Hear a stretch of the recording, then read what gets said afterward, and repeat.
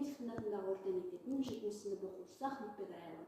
Менің жұмысымның тақырыбы энергетикалық судың химиялық құрамының адам ағзасына әсері. Мен бұл тақырыпты таңдаған себебім, мен әкеммен бірге телевизорда көріп отырған кезде осы энергетикалық судың кесірінен қайтыс болған баланы естідім.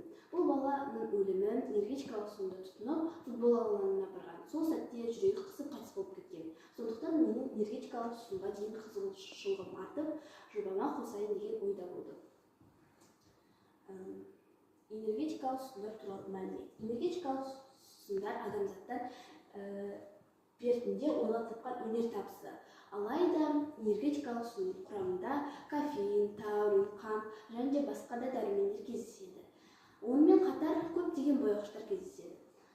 Энергетикалық суды көбінесе емтиханға дайындалып келе жатқан және жұмыстарын тапсыра алмай жатқан қызметкерлерге арналады. Көбінесе бұл энергетикалық суды спортшылар да пайдалануы мүмкін. Энергетикалық сулардың артықшылығы. Энергетикалық сулар негізі екіге бөлінеді. Энергетикалық сулар біріншісі кофеин мен негізделген, екіншісі дәрумендер мен көмірсуларға негізделген. Кофеинге келетін болсақ, кофеин көңіл-күйді көтеріп, ой әрекетін жақсартады. Және де бұл кофеинмен жасалған энергетикалық суларды көп тұтына беруге кеңес бермеймін. Себебі кофеин бұл көптеген ұйқыны басып шаршаған жоятын болса, қалған сағаттарында адамның шаршағаны басын білмейді. Ал көмірсулар мен дәрумендермен негізделген сусындарды көбінесе спортшылар пайдаланады. Жаңа атап өткенімдей, спортшылар көптеген уақыттарын спорт залда өткізгендіктен оларға көптеген энергия қажет болады. Энергетикалық сулардың кемшіліктері. Энергетикалық суларды берілген мөлшерлемеге сай тұтыну қатаң талап етіледі. Максималды мөлшер күніне 2 құты. 2 құтыдан асыратын болсаңыз, қан қысымыңыз немесе қан құрамында қан деңгейі көтеріліп кетуі мүмкін. Мен мектептің 5-11 сыныптар арасында сауалнама жүргізген болатынмын.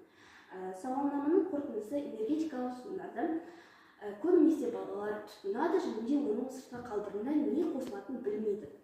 Сондықтан мен статистика жүргізген болатынмын. Статистика көбінесе балалар көптеген энергетикалық сулардың көптеген түрін тұтынады. Мысалы, горилла. Мен сондықтан тәжірибе жасадым. Тәжірибеме 150 мг горилланы тоқ қыздырғышқа қойған болатынмын. Тоқ қыздырғышқа қойғаннан кейін оның астын жағып қыздыра бастадым. Шамалы 15-20 минуттан кейін белгісіз қара затқа айналды. Бұл адам ағзасына түскеннен кейін, яғни адам ағзасы 37-38 градус болғандықтан адам ағзасына осылай қара